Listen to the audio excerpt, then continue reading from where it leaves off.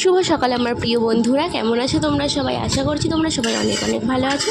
আমরাও ভালো আছি, মানে গরমে যতটা ভালো থাকা যায় ততটাই ভালো আছে। তোমরা অনেক অনেক ভালো আছো, সেটাই বা কীভাবে বলি বলো। যা গরম পড়েছে, এত গরমে তোমরা এবার কী করে ভালো থাকো বলো? গরমটা সহ্যই হচ্ছে না। তো সকাল সকাল রান্না দিয়ে ভিডিওটা শুরু করছি। তো কালকে কয়েকটা ভাত রয়েছে, মানে পান্তা ভাত রয়েছে, তো ওটাই খাওয়ার জন্য ডিমটা ভেজে নিচ্ছি সকাল সকাল। ওটাতেই আজকে খাওয়া হয়ে যাবে। কালকে রাতের বেলা তো মানে কারেন্ট ছিল না, মাঠে গিয়ে বসেছিলাম রাতে, অনেক রাতে বাড়ি এসে, তারপরে আর ভাতটা তার খেতে ইচ্ছা করছিল না, খেয়ে শুয়ে পড়েছি কালকে। তো ওই জন্যে ভাত রয়ে গেছে, সেটাতে জল দিয়ে রেখে দিয়েছিলাম, তো ওটাই আজকে খাবো। ওই জন্য ডিমটা ভেজে নেওয়া। দেখো ডিমটা ভাজতে গিয়ে ভেঙেই গেল, আর একটু আবার পড়েও গেল। কী আর করা যাবে বলো। আর এদিকে আগে একটা অমলেট ভেজে নিয়েছিলাম, আর ফ্রিজ থেকে এই যে মাছটা আগের দিনের ওই জিওল মাছটা বের করে ভিজিয়ে রেখেছি। তো পরে যখন রান্না করব তখন সেটা তোমাদের সঙ্গে শেয়ার করব। তো মাছ ভাজতে গিয়ে দেখো আমার কি অবস্থা, গরম তেল ছিটকে এসছে, আর মানে জ্বালা করছে, তো কলগেট লাগিয়ে রেখে দিয়েছে। দেখো পুরো একদম ছোটোটাই কোনাটায় গরম তেল ছিটকে এসছে। আর ওই যে আগের দিনে যে জ্যান্ত মাছটা ছিল না, ওটাই ভাজছি, পটপট করে ফাটছে মাছটা।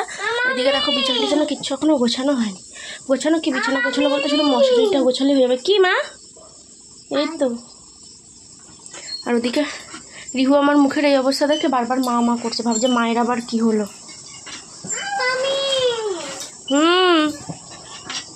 এই যে মশারিটা গুছিয়ে নিয়ে বালিশগুলো কাঁথাগুলো জায়গা মতো সব রেখে দিলেই হয়ে যাবে।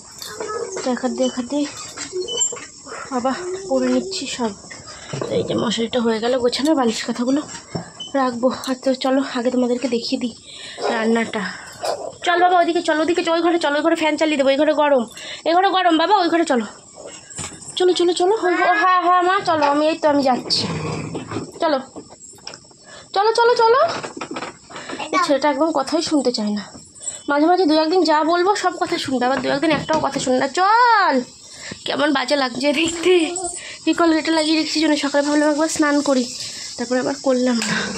ভাবলাম এখন করবো, আবার রান্নাবান্না করে আবার তো স্নান করতেই হবে, ওই জন্য করিনি। চাল ভিজিয়ে রেখে দিয়েছি, ভাত করবো বলে সে 1 ঘন্টা হয়ে গেছে, 1 ঘন্টার বেশি লেগে। দেখো এবার বসে যাচ্ছে।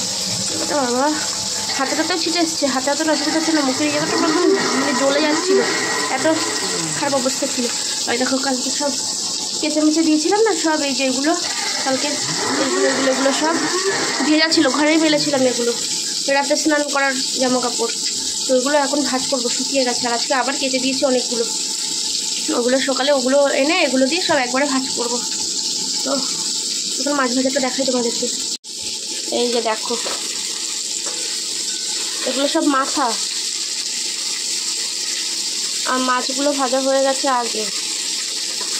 তখন না গ্যাসটা বাড়ানো ছিল, ওই জন্য পটপট করে ফাটছিল। এই যে আগেরগুলো ভাজা হয়ে গেছে। এটার সাথে চিংড়ি মাছ রেখেছি, লাউ চিংড়ি করবো বলে, আর একটা সরপুটি রেখেছি, ওটা রেখে দিয়েছি ফ্রিজে, ওটা পরের দিন কী করবো। যেমন একটা ঘোলা মতো আসছে ছবিটা। আর এদিকে যে চাল ভিজিয়ে রেখেছি, হাঁড়িটা এখনো মাজা হয়নি, পান্তা ভাত ছিল সেটা সকালে খেলাম, আর হাঁড়িটা মাজবো, মেজে তারপরে রান্না বসাবো। ওই মাছ ভাজা হতে আমার হাঁড়ি মাজা হয়ে যাবে। তো মাছগুলো সব ভাজা হয়ে গেছে, এবার তরকারিটা বসিয়ে দেবো। মাছ ভাজার পরে যেটুকু তেল ছিল একটুখানি ওইটুকু তেলেই বসাবো। এই তরকারিটা বেশি তেল লাগে না, আর একবার একটু জিরে ফোড়ন দিয়ে দিয়েছি, তো একবারেই হয়ে যাবে। আলুগুলো একটু কোনো রকম করে ভাজা হবে, ব্যাস তাহলে হয়ে যাবে। আর একদম অল্প করেই তরকারি করছি আর বেশি। তাহলে আলুগুলো সব ভাজা হয়ে যাবে, একটু লবণ হলুদ দেবো, আর কাঁচা লঙ্কা গোটা দিয়ে দেবো, চিড়েও দেবো না, তাহলে রিহু একটু খেতে পারবে। বিশেষ করে এই তরকারিটা ছেলের জন্যই বানানো হয়, আমাদের তো আরও যে লাউ চিংড়ি বানাবো ওটা দিয়ে আমরা খেতে পারবো। আর এই মাছটা ভাজার পরে মাছ ভাজার তেলে জিরেটা দিলে না খুব সুন্দর একটা গন্ধ বেরোয়, আমার খুব ভালো লাগে গন্ধটা। মানে এর মধ্যে যদি থানকুনি শাক দেওয়া যেত আরও ভালো হতো, কিন্তু কোথায় পাবো, আমাদের এদিকে তো কেনা ছাড়া পাওয়া যায় না, কিনতেও সবসময় পাওয়া যায় না। তরকারিটা রান্না করে নিই, পরে আবার এদিকে দেখো হাঁড়িটা মেজেও বসিয়ে দিয়েছি, কিন্তু জল বসিয়ে দিয়েছি হাঁড়িতে করে। জলটা গরম হোক, ফুটুক, তারপরে চালটা দেবো, তাড়াতাড়ি ভাতটা দিলে হয়ে যাবে। এই যে মাছের ঝোল হয়ে গেছে, আর এবার এদিকে কড়াইতে চিংড়ি মাছটা ভেজে নেবো। অল্প করে তেল দিয়ে দিলাম, তেল অল্প আছে ওই জন্য অল্প তেল দিয়ে রান্না হচ্ছে। অল্প করে ভাজবো, হয়ে যাবে। চিংড়ি মাছ দিলে পরে না কড়াইতে ঘিলু থাকে তো, আর অনেকটা তেল হয় ওর থেকে।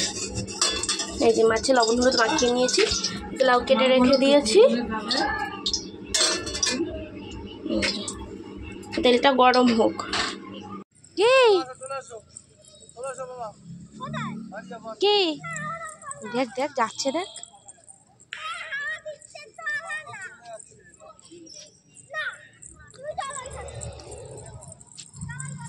দেখ ওই যে ওরা দেখেছে, এখন ওর কাছে যাচ্ছে। দেখ চলে গেল, কোথায় গেলি?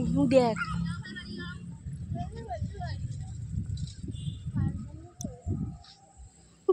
আয় এদিকে আয়।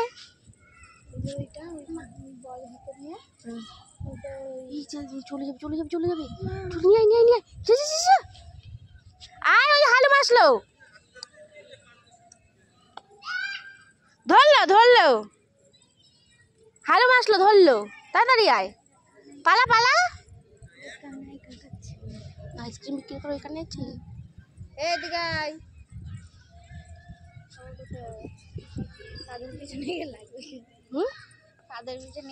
ওই যে ওরা বল নিয়ে খেলতে দেখেছে না, এখন ওই জন্য যাচ্ছে।